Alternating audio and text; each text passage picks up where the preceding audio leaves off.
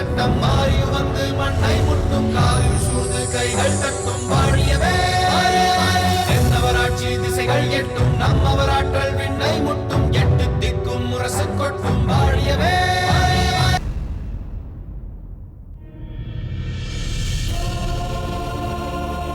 நான் தற்போது கொற்கைக்கு செல்லவில்லை. வேறு எங்க செல்கின்றாய்? சேர நாட்டிற்கு. சேர நாட்டிற்கா? எதன் பொருட்டு அங்கு செல்கின்றாய்? என்னால் அங்கு எழுந்துள்ள பிரச்சனையை நானே தீர்த்து வைக்க விரும்புகின்றேன். அதன் பொருட்டு தான் இந்த சேர நாட்டு பயணம். வருகிறேன் தந்தையே.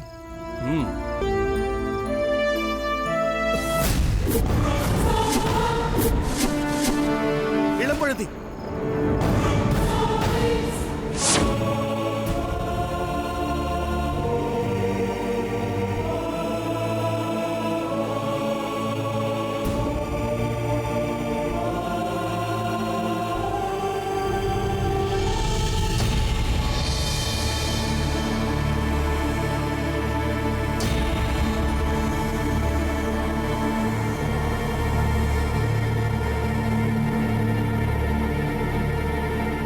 பிரபு, தங்களுக்கு என்னவாயிற்று பிரபு? ஏதோ ஆழ்ந்த சிந்தனையில் இருப்பது போல் தோன்றுகிறதே. அதெல்லாம் ஒன்றுமில்லை தேவி. பிரபு, தங்களுக்கு நினைவிருக்கிறதா? நம் மகன் இளம்பழுதிக்கு இன்னும் 2 திங்களில் பிறந்த நாள் வருகின்றது. உண்மைதான் தேவி. பிறந்த நாளை கொண்டாடுவதற்குத்தானே இப்பொழுது இளம்பழுதி சேர நாட்டிற்கு சென்றிருக்கின்றான். பிரபு, தாங்கள் என்ன கூறுகின்றீர்கள்? இளம்பழுதி பிறந்த நாளை கொண்டாடுவதற்காக சேர நாட்டிற்கு சென்றிருக்கிறானா? நான் அப்படியா சொன்னேன்? இல்லையே. அவன் எதற்கு பிறந்த நாளை சேர நாட்டில் கொண்டாட வேண்டும்? பிரபு, பிறகு நானா அப்படி சொன்னேன்? தாங்கள் தான் அப்படி கூறினீர்கள். நான் இளம்பழுதி சேர நாட்டிற்கு நல்லெண்ண விஜயமாக சென்றிருக்கின்றான் என்றல்லவா சொன்னேன். பிரபு, தங்களுக்கு என்னவாயிற்று? ஏன் இப்படி எல்லாவற்றையும் முன்னுக்கு பின் முரணாக பேசுகிறீர்கள்? ஆம் தேவி, எல்லாம் முரணாகத்தான் நடந்துவிட்டது. இனிமேலும் அதை நான் உன்னிடத்தில் மூடி மறைக்க முடியாது. மூடி மறைக்கவும் விரும்பவில்லை. பிரபு, என்னவாயிற்று? தாங்கள் என்ன சொல்கிறீர்கள்? எதை என்னிடத்தில் மூடி மறைக்க முயன்றீர்கள்? தேவி, இப்பொழுது நான் சொல்வதை கேட்டு நீ அதிர்ச்சி அடையக்கூடாது. உன்னுடைய மனதை திடப்படுத்திக் கொள். வேறு வழியில்லை. உனக்கு நான் தெரியப்படுத்தியே ஆக வேண்டும். நீயும் அதை தாங்கிக் கொண்டுதான் ஆக வேண்டும். பிரபு, தாங்கள் போடும் பீடிகையை எனக்கு அச்சத்தை ஏற்படுத்துகிறது. என்ன சொல்ல போகிறீர்கள்? எதை பற்றி சொல்ல போகிறீர்கள்? யாரை? பிரபு, நம் மகன் இளம்பழுதியை பற்றியா?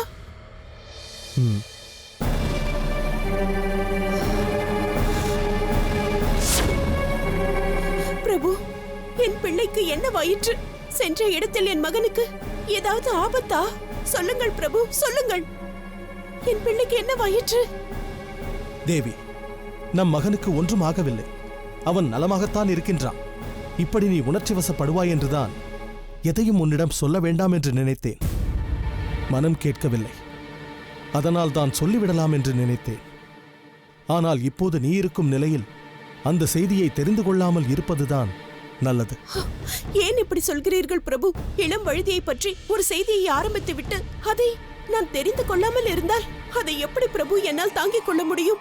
சொல்லுங்கள் பிரபு, நம் மகனுக்கு என்ன வயிற்று? தேவி, நல்லெண்ண விஜயத்திற்காக சேர நாட்டிற்கு சென்றிருக்கும் நம் மகன் இளம்பழுதியை சேர மன்னர் சிறைபிடித்து வைத்திருக்கிறார். சிறைப்பிடித்து வைத்து விட்டார்களா?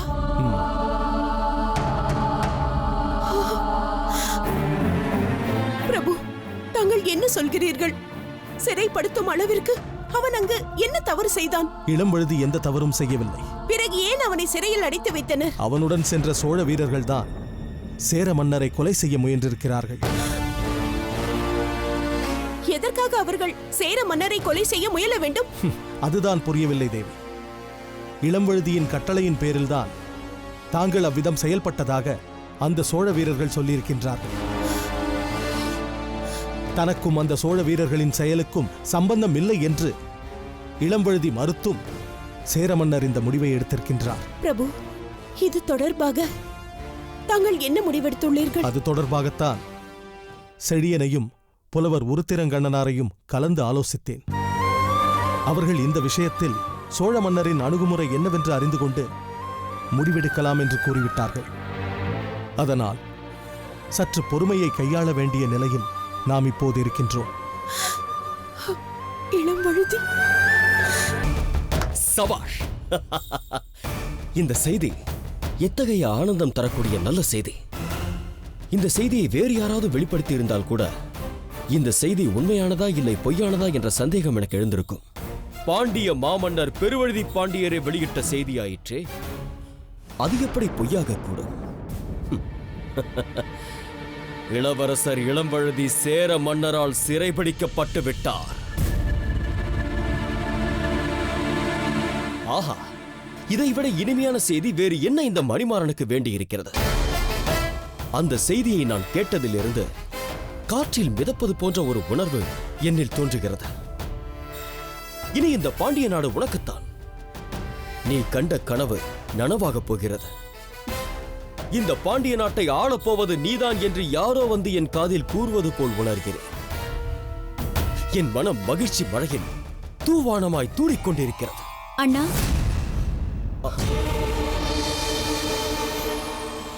வா கருங்குள்ளி.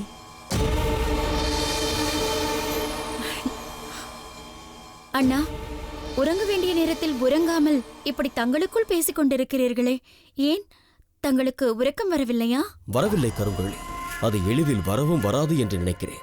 ஏன் அவ்வாறு கூறுகிறீர்கள்? எப்படி கருங்குள்ளி உறக்கம் வரும்? நீ கேள்விப்பட்டதில்லையா? ஒருவன் அதிகமான துக்கத்தில் இருந்தாலும் தூக்கம் வராது, ஒருவன் அதிகமான சந்தோஷத்தில் இருந்தாலும் தூக்கம் வராது. அது உண்மையாகவே இருக்கட்டும் அண்ணா. இப்பொழுது எதனால் தங்களுக்கு உறக்கம் வரவில்லை? தாங்கள் அதிக சந்தோஷத்தில் இருக்கிறீர்களா அல்லது துக்கத்தில் இருக்கிறீர்களா? அதிக சந்தோஷத்தில் இருக்கிறேன் கருங்குள்ளி. என்னை காதலிப்பது போல் நடித்து நம்ப வைத்து பின்னர் என் கழுத்தை அறுத்தது மாதிரி எனக்கு நம்பிக்கை துரோகம் செய்த அந்த மலர் கொடியை பழிவாங்க வேண்டும் என்று நினைத்தேன். அவள் வாழ்க்கையை அழிக்க வேண்டும் என்று ஆசைப்பட்டேன். ஆனால் அதற்கெல்லாம் இப்போது வேலையே இல்லாமல் போய்விட்டது. என்ன அண்ணா சொல்கிறீர்கள்? ஆமாம் கருங்குள்ளி, எதற்காக இனி நான் மலர்கொடியின் வாழ்க்கையை அழிக்க வேண்டும்? அதுதான் இளம்வழுதி தன் வாழ்க்கையை தானே அழித்துக் கொண்டானே.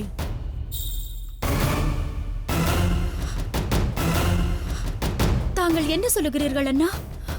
இளம்வழுதி தன் வாழ்க்கையை தானே அழித்துக் கொண்டாரா? ஆமாம் கருங்குள்ளி, சேர நாட்டு நல்லெண்ண விஜயத்திற்கு நானும் துணை வருகிறேன் என்று கேட்ட என்னை தூக்கி எறிந்துவிட்டு சென்றானே அந்த இளம்வழுதி. அவன் சேர மன்னரால் சிறைப்பிடிக்கப்பட்டு விட்டான்.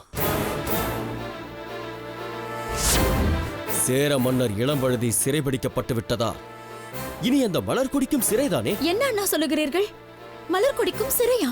ஆமாம், இளம்வழுதி சிறைப்பிடிக்கப்பட்டதால் மலர்கொடி தனிமையாகி விடுவாளே. இனி அவளுக்கு தனிமை சிறைதானே?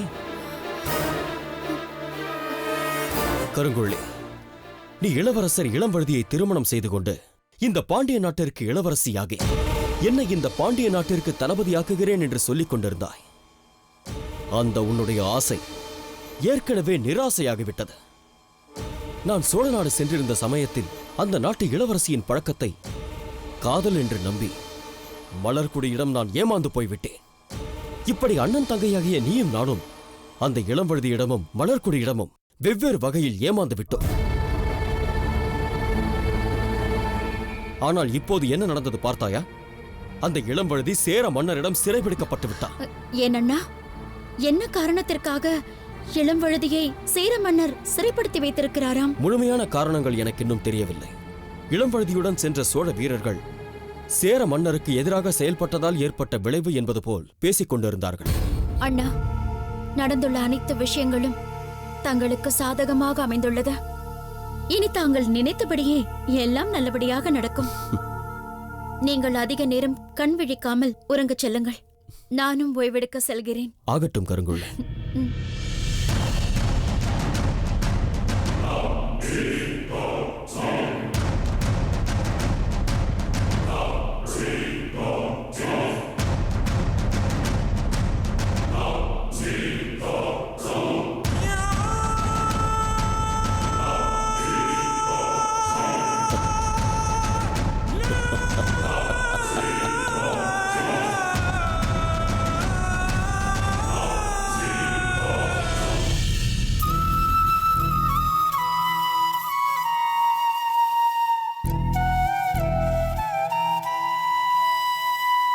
முத்துநகை,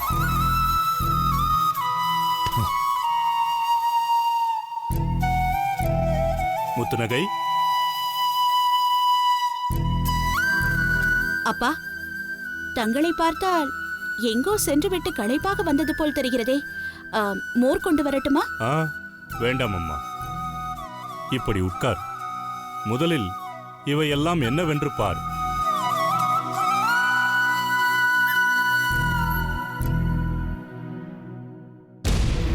என்னப்பா இதெல்லாம்? நீ அணிவதற்கான ஆடைகளும் அணிகலன்களும் இதில் இருக்கிறதம்மா. பிரித்துப் பார். எனக்கா? எனக்கு எதற்கப்பா இதெல்லாம்? முத்துநகை, நீ இப்படித்தான் கேட்பாய் என்பது எனக்கு தெரியும். அதற்காக நான் அப்படியே விட்டுவிட முடியுமா? நீ ஒரு காலகட்டத்தில் உன்னை அலங்கரித்துக் கொள்வதில் எவ்வளவு ஈடுபாடு கொண்டிருந்தாய் என்பது எனக்கு தெரியும். நீ கண்ணாடியின் முன் அமர்ந்து ஒவ்வொரு நகையாக எடுத்துப் பார்த்து மாற்றி மாற்றி போட்டுக்கொள்வதை நான் சற்று தொலைவிலிருந்து உனக்கு தெரியாமல் பார்த்து ரசித்திருக்கிறேன் அம்மா. அப்பா, இப்பொழுது எதற்கு அதையெல்லாம் சொல்லிக் கொண்டிருக்கிறீர்கள்? எப்படி அம்மா? எப்படி அதையெல்லாம் நினைக்காமல் இருக்க முடியும்? அதை பற்றி பேசாமல் இருக்க முடியுமா? அப்படி இருந்த என் மகள் இப்போது அவையெல்லாம் தனக்கு சம்பந்தமே இல்லாதவை என்பது போல் அதிலிருந்தெல்லாம் விலகி அணியும் ஆடைகளைப் பற்றியோ அணிகலன்களைப் பற்றியோ எந்த அக்கறையும் இல்லாமல் இருப்பதைக் கண்டால் என்னால் அதை தாங்கிக் கொள்ள முடியுமா? நீ உன்னை இந்த அளவிற்கு எளிமைப்படுத்திக் கொள்ள வேண்டுமா? அதற்காகத்தான் மீண்டும் நீ இவற்றை அணிந்து கொண்டிருப்பதை காண வேண்டும் என்பதற்காக வாங்கி வந்தேன். அப்பா, இதற்காக நீங்கள் அங்காடிக்கு போவதற்கு முன்னாலேயே என்னிடம் ஒரு வார்த்தை சொல்லி இருந்தால் அப்பொழுதே தங்களை போக விடாமல் நான் தடுத்திருப்பேன். முத்துநகை, எதற்காகப்பா இந்த திகைப்பு? இனி நான் என்னை எதற்காக அழகுபடுத்திக் கொள்ள வேண்டும்? என் அழகுதானே எனக்கு இந்த நிலையை ஏற்படுத்தியது. வீரபாண்டி என்ற பெயரில் இருங்கோவேளை என்னை நெருங்க வைத்தது. நானும் அவரை மனமாற விரும்பித்தானே ஏற்றுக்கொண்டேன். வீரபாண்டியாக இருந்தவரை நான் விரும்பியது உண்மை. அவன் இருங்கோவேள் என்று தெரிந்த பிறகுதான் நான் அவனை வெறுத்தேன். அவனை மணந்து கொண்டு நடித்தேன். என் கரத்தாலேயே பழி வாங்கினேன். அவன் நல்லவனோ கெட்டவனோ, நான் அவனை கொன்றது நாட்டுக்காகவோ எனக்காகவோ, ஆக அவனோடு நான் வாழ்ந்தது உண்மை. அவன்தான் என் கணவன் என்பதும் நாடறிந்த உண்மை. இனி நான் நினைத்தாலும் அல்லது நீங்கள் மறுத்தாலும் நம்மால் அதை மாற்ற முடியாதப்பா. நம் கலாச்சாரத்திற்கு மாறாக என்னால் நடந்து கொள்ள முடியாது. அப்பா, எது எப்படியோ நான் கணவனை இழந்த பெண். இனி நான் இப்படியே இருந்து விட்டால்தான் உங்களையும் யாரும் எதுவும் கேட்க மாட்டார்கள். என்னிடமும் யாரும் எதை பற்றியும் கேட்க மாட்டார்கள். நீ ஏனம்மா இப்படியெல்லாம் நினைத்து உன்னை நீயே குழப்பிக் கொள்கிறாய்? ஒருவன் மற்றொருவனை தனிப்பட்ட முறையில் கோபம் கொண்டு கொன்றுவிட்டால் அது கொலை. அதே நேரம் அதே மனிதன் போர்க்களத்தில் பல பேரை கொன்று குவித்தால் அது வீரம். தனி ஒருவனை கொன்றதற்கு மன்னர் அவனுக்கு தண்டனை தருவார், பல பேரை கொன்றதற்கு பரிசு தருவார். ஆக எது எந்த சூழ்நிலையில் செய்யப்படுகிறது என்பதுதான் முக்கியம். நீ செய்தது எந்த பெண்ணும் நினைத்து பார்க்க முடியாத அற்புதம். அதற்காக நீ கொடுத்த விலை மிக மிக அதிகம் அம்மா. போதும் அம்மா, போதும். இனியும் அதையே நினைத்து உன் வாழ்வை நீயே அழித்துக் கொள்ள தேவையில்லை. நான் ஏதேனும் மனம் கலங்கியிருந்தால் எனக்கு ஆறுதல் சொல்லும் நீ தன்னை தேற்றிக் கொள்ளாமல் இருப்பது ஆச்சரியமாக இருக்கிறது. இன்னமும் இருங்கோவேளை நினைத்துக் கொண்டிருப்பது வியப்பாகவும் இருக்கிறது. அப்பா, நான் இருங்கோவேளிடம் மனைவி என்ற பெயரில் நடித்தேன் என்பது உண்மைதான். ஆனால் அவன் வீரபாண்டியாக இருந்த போது அவனை நேசித்ததும் உண்மைதானே. அவன் யார் என்று தெரிந்த பிறகுதானே நடித்தேன். அவனை என் கையாலேயே கொன்றேன். அதற்குரிய தண்டனையை தான் இப்பொழுது அனுபவித்துக் கொண்டிருக்கிறேன். இதிலிருந்து என்னை மாற்ற முயலாதீர்கள் அப்பா. அதை பற்றி பேச பேச மனவேதனை தான் அதிகமாகும். இவை அனைத்தையும் மீறி காலம் என் வாழ்வில் ஏதேனும் ஒரு மாற்றத்தை ஏற்படுத்துமே ஆனால் அப்பொழுது பார்த்துக் கொள்ளலாம்.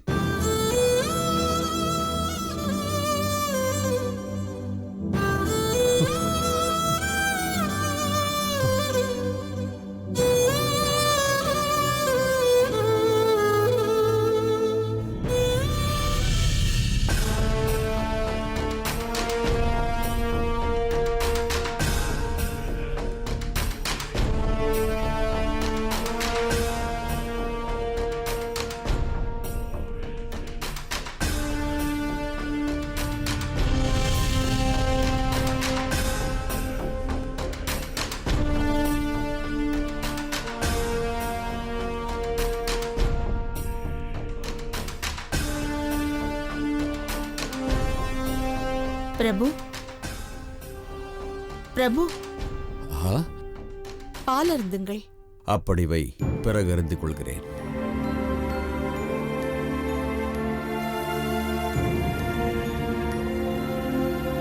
பிரபு, என்ன? எதையோ நினைத்து குழப்பத்தில் ஆழ்ந்திருக்கிறீர்கள் என்று தெரிகிறது. ஆனால் நான் பேச நினைத்ததை தங்களிடம் பேசுவதா வேண்டாமா என்று தெரியவில்லை. பேசலாம் தேவி. என்ன பேச வேண்டும்?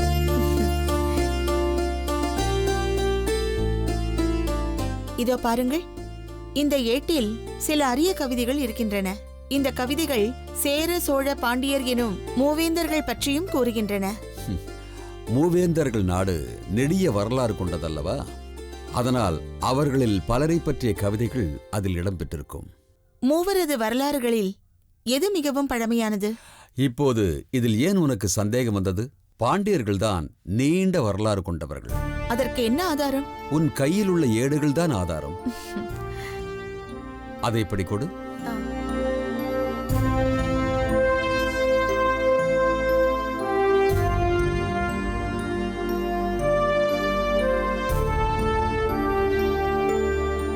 இதோ பார்த்தாயா?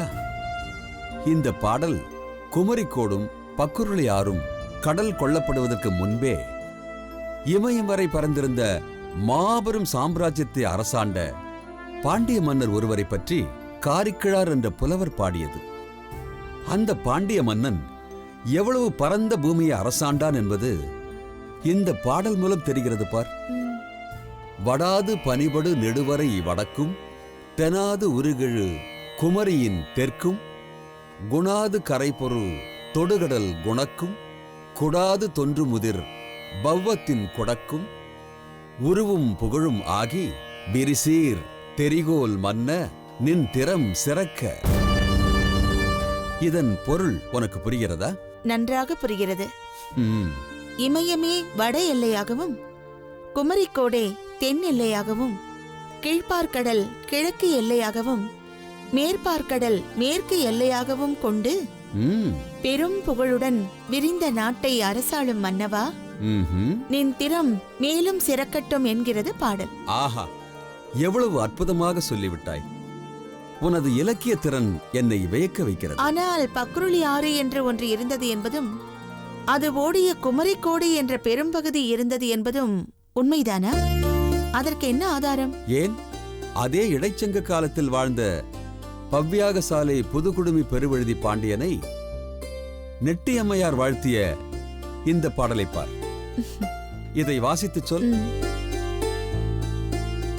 எங்கோ வாழிய குடுமி தங்கோச் செந்நீர் பசும்பொன் வைரியர்க்கு ஏந்த முன்னீர் விழவின் நெடியோன் நன்னீர் பக்ருளி மணலினும் பலவே.